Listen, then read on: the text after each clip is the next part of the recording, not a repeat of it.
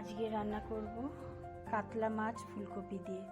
তাই মাছগুলোকে ভেজে নিচ্ছি, হালকা ভাজা দেব, বেশি লাল লাল কড়াও করব না, তাহলে মাছটা শক্ত স্বাদ থাকবে না, কারণ এটা জ্যান্ত কাতলা মাছ। তাই হালকা লাল লাল হবে, তখনই আমরা তুলে নেব।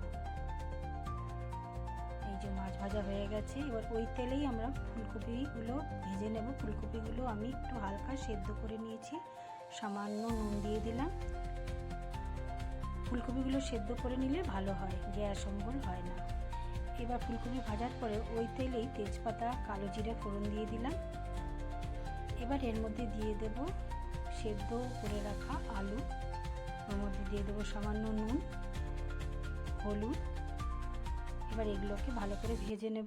এবার আলুগুলোকে ভেজে নেব, এর মধ্যে দিয়ে দেবো বেটে রাখা মশলা।